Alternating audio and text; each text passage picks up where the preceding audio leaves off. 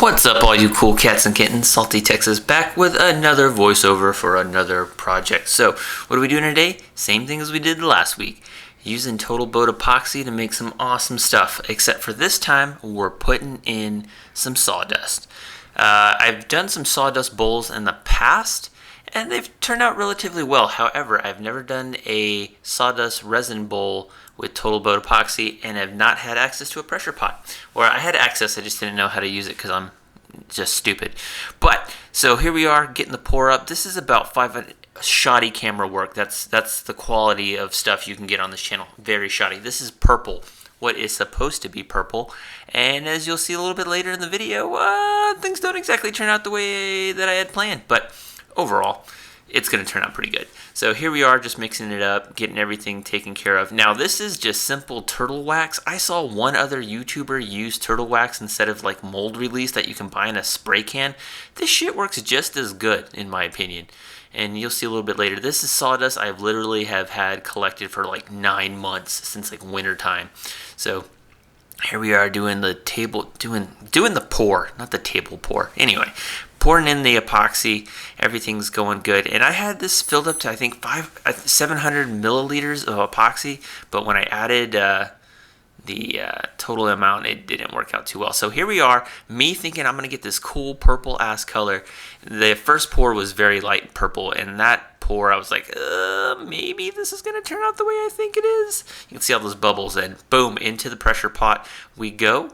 And then we put the lid on it and then close it up. And then I had the foresight to put a tannin on the front end of it just so it'll save me a step. Once again, do not set up your pressure pot the way I have. This is not how to do it, but it works for me. So anyway, took it out, no catastrophe. And this time I did not have any difficulty getting the mold out of the cup, pot, whatever I had it molded into. So everything was going really well. It came out like brown. I don't know. I was like, ugh, it looks disgusting. Like totally not purple. I think it was just the combination of the wood that probably did that. But like I said, didn't have any trouble when I was taking everything out of the mold. No stickiness. Mixed it really well. Had it in the pressure pot for approximately 12 hours that time, and then decided to take it out. And then I just let it set for 24 hours total. So here we are, reversing the tannin, having everything nice and lined up. Everything's going real smooth. And surprisingly, this lasted because I didn't think I was going to have enough material on the tannin that I put on initially to make this work, but it did. Thank God. And there I am, sharpening my tools without the appropriate angles, just free balling it with what I think it needs to be lined up at. So here we are, just gouging out the rest of the tannin deep enough so that it'll stay on the chuck when we reverse it. But that went fairly smooth, which I was super thankful for because you've seen some of my other projects really shoddy. So here we are, reversing it on the chuck, just laying it out there. I'm going, it's a pretty good snug little fit. And then we go and shape it the way we want to. And I can't help but think, all this cool webbing that I'm getting off of this, it's awesome, except for when it flies into your face. And by the way, if you're working with any kind of epoxy, and I cannot reiterate this enough, it's one of those like helpful tips, wear a face shield, because when you get some chipping, I had a couple of times where, thank God, I always wear goggles when I'm doing any kind of woodworking, or if I'm ever in the garage doing any kind of tinkering, wear eye protection. But when when the webbing's flying off the lathe like that and it gets in your face, it bunches up, wear a face shield because it will do that, and then you'll occasionally get that explosive splatter, and then you're really in trouble when you're trying to use your lathe, and the next thing you know, you got hot pieces of plastic flying into your face. Not very fun. You can see my hand over here is totally covered up with the resin that's coming off of it, which is kind of cool. It never gets old though. I always love that.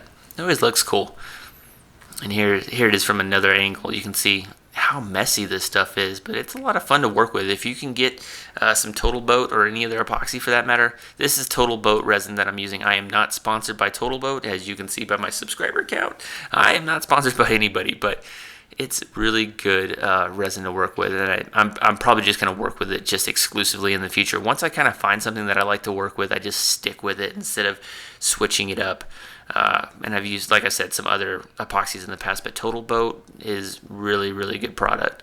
Super pricey, but it's a really good product if you can get a hold of it. So here we are. I put it back in the tannin only because once I reversed it on the chuck, I just wanted to make sure everything was gouged out and even, because even when you put it on the chuck, when you reverse it, if it wobbles at all, you're not going to get that nice even kind of strokes on the chisel. So you just really have to be careful with it. And here we are, just getting everything nice even, and we're just going to reverse it back on the chuck before we start to gouge it out. Because I've made that mistake in the past where I just gouged everything out before evening everything out, and it just was a total disaster. And I apologize for this particular view of me gouging out the bowl initially. I don't know, I have a Sony camera, and sometimes it'll just occasionally zoom in for no damn reason, and then I have to zoom out once I'm like looking through the viewfinder. But here we are, zoomed back out, just trying to get some of this material off. And this is where the face shield thing really comes in handy, because the top of the blank wasn't exactly even on the top, so when you were breaking the surface with a chisel, I had all this splatter coming back and everything hitting me in the face. It was very uncomfortable. I got mad a few times, and some bad naughty words were said. But once we got the hang of it, also look at the spots you can see. This is not your computer or your iPhone or Android or whatever. This is speckles that are, it's basically sawdust that's in the camera lens, and it took me forever to say, how the hell do I take off my camera lens? So not only did I learn how to, gouge out a bowl using epoxy, I also learned how to use my damn camera. So if you buy a camera, hey, play with it a little bit. I've had this camera for about 6 months, and I've never taken the lens off, other than when I accidentally dropped it. But here we are, gouging everything out. Everything's going really smooth. Everything's gouged out, and I'm really happy with this, the way it turned out. I did have a few catches when I was gouging everything out, and you can't really see that on the high speed, but overall, really happy. Look at the edges of that, and it totally didn't turn out purple, by the way. Totally didn't turn out purple, which, I mean, it doesn't look bad at the end with the finished product, but I didn't get that cool purple that I was looking for, and I was really disappointed. So I don't show sanding on this channel, so this is basically, we went from 180 grit all the way up to the micro mesh that I had, and this is the last one that we sanded. So took that Flitz polish that I have that I really like to work with, and you could see I'm still working on getting the perfect edges on the inside of the bowl. There's that little part there that you can see that's a scratch, but once we threw on the actual plastic polish, it turned out amazing. And like I said, hundreds and dozens and millions of different ways to polish these bowls, and every woodworker has their own opinion. This is just what I like to use, and I'm pretty sure as I kind of progress in my skills, I'll just use different stuff as I kind of gain more knowledge. So put it back on the buffer. I really didn't need to put this on the buffer. I don't know, mentally I think it does something for it. Luckily it didn't fly out of my hands this time as it did prior, but overall it looks cool in the video, I guess. If you have the machinery, use it. And here's the final product. Hope everybody enjoyed the video. Hope you are subscribed, and I'll see you guys. Okay, project is done, polished, cleaned up. The garage isn't cleaned up. I gotta go somewhere, so I gotta hurry up and do this outro. So, boop, check this out. Look how cool that looks. So, pressure pot. This is not purple. I'll be the first one to say it. This is not a purple bowl. I put a shit ton of purple dye in it, but it clearly did not come out. But overall, very cool sawdust bowl. There's the bottom. Sanded that out good. Didn't lose it on the buffer. It's got kind of a hint of purple in it, but overall, not so much. There's a bunch of bullshit in this fucking sawdust, but I'm really happy the way it turned out. Still getting used to the catches that are on the bottom of it, but overall, really happy the way it turned out. Hope you guys liked the project, enjoyed it, all that good stuff. I am in a super rush, so I'm just going to cut it off. So don't forget to subscribe, like the video, all that good shit, and I'll see you guys in the next project. Bye!